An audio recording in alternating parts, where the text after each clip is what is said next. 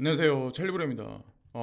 오늘 영상의 핵심 주제는 뭐냐면 XRP가 스위프트 2.0에 관해서 지금 그리고 있는데 속속들이 이 망 속에 한중일도 같이 연합이 돼서 이제 포함돼서 이제 들어가고 아세안도 아세안 플러스가 되고 근데 기존에 뭐 브릭스부터 해가지고 뭐 이렇게 한데 뭉치고 오페크 플러스도 여기 이제 들어가기 위해서 준비를 하는데 이런 일련의 모든 것들이 어떻게 지금 현재 진행되고 있는지 가장 최근 뉴스를 근거 삼아서 오늘은 이거를 이제 설명드리려고 하거든요. 그냥 이제 표면상에 나와 있는 것만 보면 한국과 중국과 일본은 전혀 관련이 없다. 서로 이제 적대적인 관계다라고 이제 단편적으로 보실 수가 있지만 사실은 공중파 미디어에서 보여지는 게 전부는 다 아니라는 거를 오늘도 이제 일단은 첫 번째는 뭐냐면 이제 구글링을 해보시면 아시겠지만 페이페이라는 게 있어요. 이 페이페이는 소프트뱅크 손정희 회장이 만들어낸 겁니다. 예전에 이제 페이먼트 관련해서 이제 일본에 저변 확대를 하기 위해서 마케팅비를 상당히 많이 사용을 했어요. 근데 아시겠지만 이 페이페이가 여기 나와 있는 알리페이와 카카오페이와 연동됩니다. 페이페이는 일본 거죠. 자, 알리페이는 중국 거죠. 카카오는 한국 겁니다. 사실 이 지배구조 이면에 보면 소프트뱅크라는 게 뒤에 있어요. 페이페이는 당연히 일본이니까 그렇고 알리페이는 엔드파이낸셜이니까 당연히 이제 소뱅하고 관련이 있고 카카오도 카카오페이의 지분을 어차피 다 우회적으로 관련돼 있기 때문에 모든 게 다 여기 연결돼 있다라고 이제 생각합니다. 하다못해 이거를 넘어서 인도에 있는 그런 것들까지 이제 사실은 관련돼 있는데 엔트 파이낸셜 글로벌 페이먼트 커버리지라고 여기 써 있죠. 첫 번째 중국 알리페이, 두 번째 인도 페이티엠. 인도에서는 가장 보편적으로 사용되는 게 이 페이티엠이라고 하는 이 플랫폼이거든요. 그리고 여기는 카카오페이, 알리페이, 홍콩도 마찬가지로 그리고 인도네시아, 말레이시아, 파키스탄, 방글라데시 요렇게 동아시아 쪽에서는 엔트 파이낸셜이 거의 다 잡아놨습니다. 지금 현재 상황은 이제 저희 이제 말씀드리는 거고 그리고 이거는 좀 생뚱맞은 얘기일 수도 있는데 7월 30일 날 무슨 얘기가 나냐면 우크라이나가 기부를 받았어요. 회복을 위해서 이제 기부를 받는데 총액이 2억 2,500만 달러인데 여기 USDT, 이더리움, 비트코인 순이야. 그래서 USDT가 1위입니다. 이거 보고 좀 신기하다는 생각 안 하시나요? 여기 보시면은 USDT가 거의 대부분을 차지해요. 여기 이렇게 노란 색깔로. USDT는 아시겠지만 이거 중국하고 관련이 있습니다. USDC는 미국 서클사니까 미국하고 깊숙하게 관련돼 있고 요즘에 또 다시 그런 얘기가 있더라고요. 시장이 잠시 횡보 하락세가 있으니까 이거 준비금 증명 안 돼 있다. 근데 준비금 증명 안 돼 있다는 얘기를 한 6년은 본 것 같아요. 제가 이제 코인 투자하는 내내 뭐 바이낸스 망한다, 뭐 테더사 망한다 이 얘기를 하도 들어가지고 근데 그럴 때마다 이제 사람들이 엄청 많이 떠들었어요. 그죠? 그러니까 여러분들 아마 코인 투자 오래 하신 분들 아마 아실 거예요. 어쨌건 하여튼 이랬었다. 여기 근데 이제 이더리움도 있고 비트코인도 있어. 다 좋아. 근데 여기 폴카 다시라는 코인이 여기 들어가 있네요. 생뚱맞게. 이것도 좀 의미가 좀 있다고 이제 생각을 합니다. 그리고 이거는 이제 유로존에 관한 상황인데 여기 7월 30일 날 건데 껑충 뛴 물가에 휴가 못 가는 독일인들. 우리가 이미지로 가지고 있는 독일이나 프랑스에 관한 이미지가 어떤가요?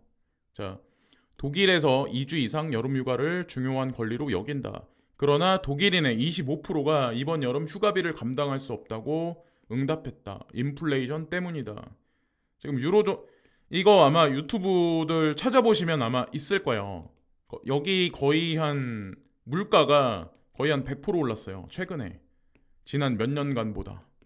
그러니까 하다못해 이제 먹거리 같은 경우도 제가 알기로 기존에 되게 쌌던 걸로 알고 있거든요. 우유랑 고기랑 막 이런 것들. 근데 가장 최근에 조금 많이 올라갔다. 뭐 이거는 기정사실이죠. 근데 이것도 사실은 우크라이나 분쟁과 분명히 관련이 있습니다. 우크라이나에 천연가스가 들어가는 관이 보면은 과거에 이제 400%를 기준으로 잡았을 때 지금 9%밖에 안 돼요.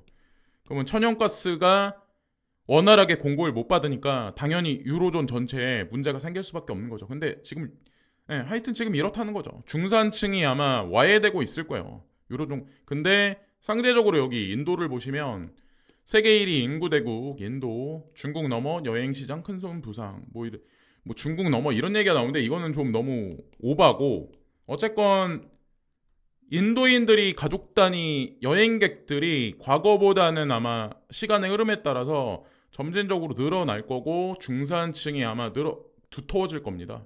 예. 근데 거의 제가 보니까 유튜브 상에는 저랑 이제 반대로 얘기하더라고요. 인도는 끝났다. 예. 이렇게 말하는 한국에서 이제 석학이라고 하는 교수님들 있죠.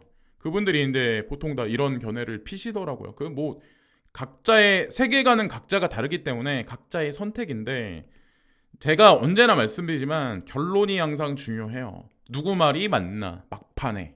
예. 과연 오펙 그러니까 신흥국과 개발도상국의 부상이냐 선진국의 영원한 패권 패권의 지휘권을 확립을 한 공고히 하냐 이건데 자 이 여기서 이제 누구 말이 맞나 이제 천천히 아마 드러날 겁니다. 이게 가상자산 투자하는 사람은 선진국이 주도권을 잡는 걸 원하는 게 아니라 오히려 탈달러화를 원하는 브릭스나 오페크 플러스, 아세안 플러스가 올라가야 사실 우리한테는 좋은 겁니다. 근데 어쨌건 지금 이 흐름대로 가고 있습니다. 그리고 중국, 프랑스 고위급 경제회담 관계, 증진 합의, 신화통신, 유로존을 움직이는 두 개의 국가가 있어요.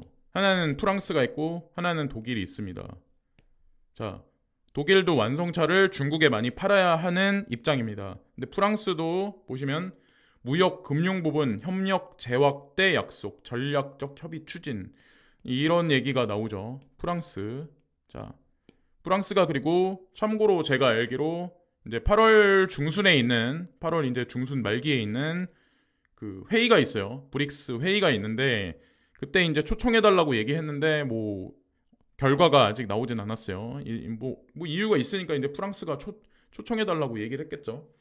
어쨌건 그래요. 독일도 지금 녹록치만은 않고 프랑스도 이제 사람들이 이제 폭발해서 연금 시위 때문에 사실은 뭐 문제가 원래 사람들 심리에 이제 먹고 살기 힘들다 이게 깔려 있었는데 뭔가 이민자에 관한 트리거 포인트가 돼가지고 그게 이제 저변으로 확산됐는데 지금 살짝 가라앉아 있는데 저는 그게 꺼진 불이라고 생각 안 해요. 지금 현재 이탈리아는 아주 오래됐습니다. 여기 이제 문제가 된지 실업률이 엄청 높은지 아주 오래전부터 이제 그랬었어요. 그래서 어쨌건 G7이 예전 G7 같지는 않다. 예. 제가 보는 느낌이랑 아마 다른 분들 보는 거랑은 다른 견해가 있겠지만 저는 어쨌건 이렇게 지금 현재 분위기가 이렇다는 거 이거를 이제 조금만 찾아보시면 아마 아실 거예요. 근데 그건 이제 구글링에 나와 있는 사실적인 현재 지표를 봐야 되는데 그냥 누구 개인들이 나와서 뭐 교수라는 분들이 나와서 이제 떠들면 그게 이제 여러 명이 떠들면 그게 사실화되죠. 예. 그거를 믿고 대중은 흐름을 잡는 거고. 근데 여태까지 그렇게 살아오셨던 분들은 아마 그거를 수긍하고 믿으실 거예요. 제 말이 말도 안 된다라고 아마 생각을 하실 거고. 자, 인도가 쌀 수출을 금지한다. 50%를 줄이겠다라고 얘기를 했죠. 그리고 자국에 인도 쌀을 저가에 풀겠다라고 얘기를 했었어요. 근데 러시아 보세요. 러시아 쌀 수출 일시적 금지 발표. 엎친 데 덮친 격으로 이럽니다. 러시아, 뭐 브릭스 이런 데가 전 세계 곡물 시장에서 차지하는 비중이 작지는 않거든요. 그러니까 에너지도 오페크 플러스하고 같이 움직이기 때문에.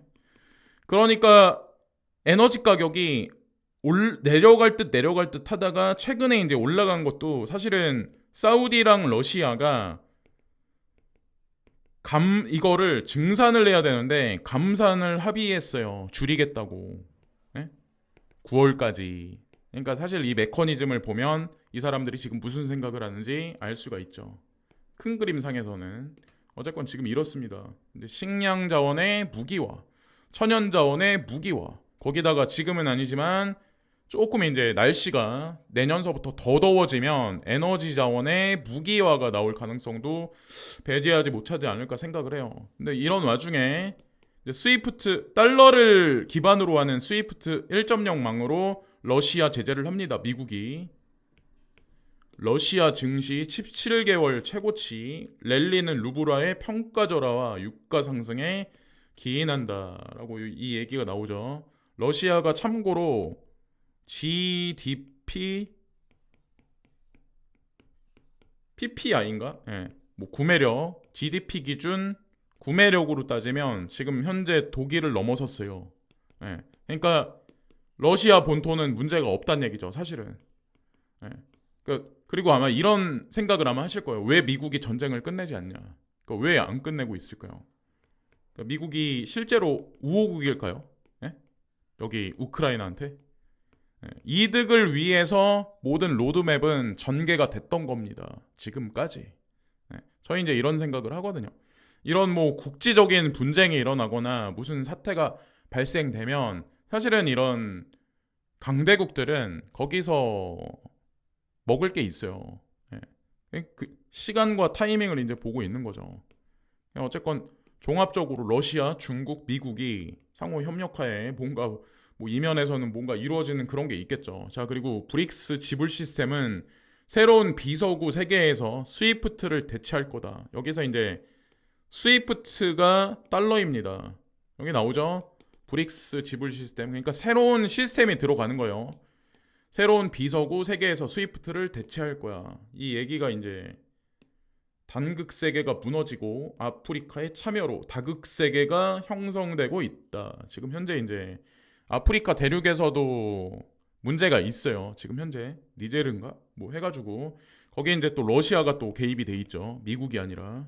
야, 러시아가 거기다 이제 식량도 갖다 주고 뭐 하여튼 지금 현재 이러고 있는 상황으로 다극 체계들 쪽으로 단극에서 다극으로 넘어간 거는 사실이고 이 지불 시스템은 스위프트 2.0일 가능성이 상당히 농후하지 않을까라는 생각을 합니다. 여기에 표에 그림에 나오진 않았지만 아세안 플러스의 한 개국인 인도네시아 같은 경우도 여기 이제 추가가 돼서 움직여요. 예. 지금 현재 그렇지 않을까. 그리고 이거는 잠정적인 뭐 현물 경제 어떤 붕괴에 관해서 이제 말씀드 지금 당장은 아니지만 보시면 세계 주요 도시 3월 기준에서 사무실 공실률인데 샌프란시스코가 29.4%. 공실이 누군가가 이 건물주일 텐데 이 부채를 져가지고 보통 이런 거를 사죠. 거대 건물은 막 100억짜리 뭐 500억짜리 막 이런 거는 현금이 예를 들어서 20% 10%만 있어도 이제 뭐 산다라고 하더라고요. 저도 이제 이런 걸 안 해봐서 잘 모르는데 그렇다고 하더라고요. 그러면 공실률이 이렇게 장기적으로 가면 문제가 생길 수밖에 없죠. 이 부동산 가격에 장기적으로 영향을 미칠 수밖에 없고 그러면 당연히 실리콘밸리, 퍼스트 리퍼블릭 같은 은행의 부실 채권이 도화선이 돼서 금융권의 위기가 도래할 가능성이 높지 않을까. 우리나라도 마찬가지로 비슷합니다. 비슷비슷해요. 자영업 하시는 분들이 장사가 안 된다. 임대료를 제때 못 준다. 공실이 발생이 될 거고 그게 여기저기 불거지면 상업용 건물, 상업용 빌딩에 문제가 가해질 거고 그게 전 금융권에 도미노 현상같이 이제 심지에 불이 붙지 않을까 생각을 해요. 로스앤젤레스, 중국도 마찬가지, 맨하튼, 홍콩, 런던. 근데 지금 현재 미국이 좀 그러네요. 지금 현재 여기 나와 있는 걸로는. 그리고 브릭스 이번에 회의가 있죠. 조만간. 근데 이거는 이미 회의 전에 이제 들어간 건데 루피화로 이제 국제 결제 어카운트를 만들었는데 22개 국가가 여기에 이제 그 달러 대신 해서 이제 루피화를 사용한다라고 이제 공개했다. 이 얘기가 나와요. 그러니까 탈달러화를 이들이 이제 브릭스나 이런 사람들이 이제 오페크 플러스나 이런 사람들이 주장을 하는데 중요한 거는 사람들은 이런 이미지가 있어요. 그러면 달러가 아니면 위에나가 기축 이게 아니라 루피와 루브라, 위에나 이거를 앞세워서 이 비율을 점진적으로 늘려나가는 거죠. 거기다 이제 스위프트 2.0망을 넣고 이들이 찍어내는 디지털 루피, 루브라, 디지털 위에나가 이 스위프트 2.0망에서 이렇게 구성을 하는 게 아닐까 이제 전 생각을 합니다. 어쨌건 선제적으로 이런 식의 구현이 있는 거죠. 근데 미디어에서는 탈달러와 그러면 위에나가 어떻게 기축통화 이게 아니라는 거죠. 사실 이거를 디테일하게 찾아보면 다 있어요. 예.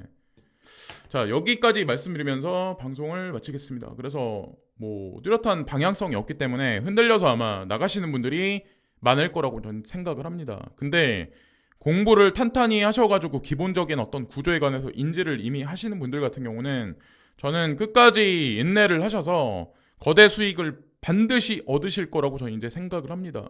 오늘도 시청해주신 많은 분들께 깊이 감사를 드리고, 예, 오늘도 좋은 하루 되세요. 감사합니다.